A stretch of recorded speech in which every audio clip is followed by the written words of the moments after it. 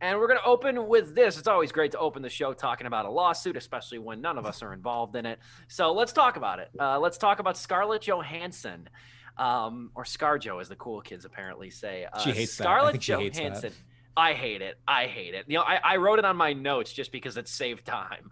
But no, Scarlett Johansson is suing Disney.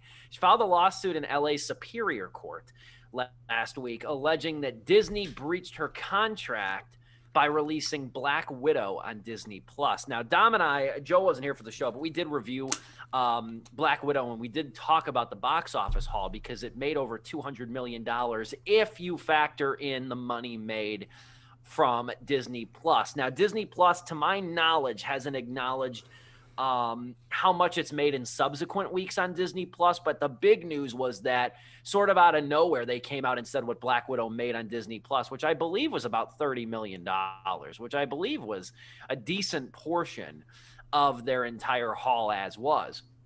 But like many Marvel headliners, her cut was to be based on the film's box office haul. Now, you got to remember, Black Widow was supposed to come out in 2020, and it was filmed long before the pandemic was even a thought in our minds. So obviously there was no, I mean, when this thing was filmed, Disney Plus wasn't in existence when this thing was filmed. So there was no thought that, let alone the pandemic, but there was no thought that even Disney could comprehend releasing a movie on this magnitude direct to streaming or on streaming in conjunction with a theatrical release. The dual release, whether or not the cut and dry, is it undoubtedly cut into the film's theatrical margins. And there's no clause in her contract about streaming, since that was an afterthought, or since that wasn't a thought when the film was released. Here's the first thing, and I don't want to go too long-winded. I don't have a ton of huge opinions on this, but how Disney didn't patch this up before the release of this movie is mystifying to me. It is truly mystifying, and it's not the first time. If you guys remember, I know Joe mentioned Soul. Back when Soul was released, the animators were pissed off when it was released to Disney Plus for free. The same thing with Luca. Now, granted, the animators of Luca and Soul do not have the clout, unfortunately, that Scarlett Johansson does. And they were probably in their contracts not bound to the film's box office gross in order to get the portion of their salaries for the work they did on the film. But having said that, there is evidently a very piss poor level of communication amongst people, especially the fact that they didn't patch this up. And you couple this with the fact that, like, you look at Warner Brothers. Warner Brothers months ago, before this year even started, said, we're releasing our entire theatrical slate on HBO Max for free, in addition to a theatrical release, and nobody's complained. The only one who's complained is Denis Villeneuve, but that is more about just the overall performance of Dune, so it should secure a sequel, and so it should be a success. That's not really about his pocketbook in general. Yeah. There really hasn't been. Nobody's complained. You look at it. LeBron didn't complain with Space Jam 2. Anthony Ramos didn't complain about In the Heights. Angelina Jolie didn't complain about Those Who Wish Me Dead. Denzel Washington, Little Things, or even James Gunn with Suicide Squad, which is coming out on Friday. Nobody's complained. James Gunn has only really says, like, yeah, it sucks because, like, he's like, I made this with having, like, theaters in mind, but he's like, I'm perfectly fine with keeping people safe, though. Like, I understand. Yeah, and it's different though. That in itself is a different statement than, like, F you pay me. Yeah. Like, that's the thing. This is about money. And that's what I can't figure out here is that Disney had all the time in the world. Black Widow was delayed for over a year. They had all the time in the world to rectify this with Scarlett Johansson, but they didn't. And they threw Black Widow, in so many words, to the wolves because it's kind of, I mean, in itself, the movie's really kind of a launch pad. It's, first off, I said before, it's 9 years too late, 10 years too late. And the other thing is that it's a launch pad for the Hawkeye series. So, like, it was kind of thrown to the wolves to begin with in so many ways. Scarlett and I think Black Widow as a hero got screwed on the whole thing, but that's a whole different argument.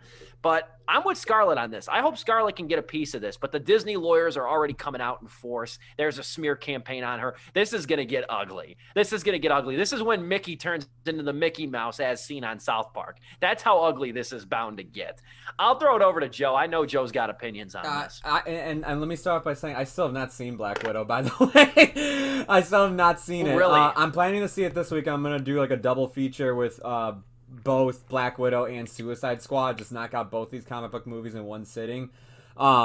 But as somebody who still hasn't seen the movie, I am also on Scarlett Johansson's side because it's, at the end of the day, it's just a contract. If you're contractually obligated to have a film come out only in theaters so that way you can receive your theater gross, then you fulfill that contract. Or you change it and be like, hey, ScarJo, listen, I know she hates being called that, but listen, we got to put this on Disney Plus. We still think it's too early. We don't know what the state of the country is going to be at this time in July. How about we rework the contract where you get a portion of the Disney Plus profit as well as whatever the theatrical thing is? And I'm sure she probably would have been fine with that, or you guys could have just done what you've been doing with this movie, what everybody's been doing with those movies, and just push it back just a little bit. You're Disney. Who's going to go up against you? Like, who's going to have the balls to be like, Free Guy, he's going to take down Black Widow? like that's the way I look at this. It's like you guys had all the time in the world to, like Steve said, readjust the contract or even push it back further. Because I'm telling you right now, with the state of the world that we're having right now, I won't be surprised if Shang-Chi is also released on Disney Plus, if the Eternals and the new Spider-Man movie are also released on Disney Plus as well. I don't know. Yeah, I didn't think about Shang-Chi. I didn't think about Shang-Chi. Yeah, that is next. I almost said next year, but it might be pushed to next year. But it is next month, early next month too. It's the first week of September.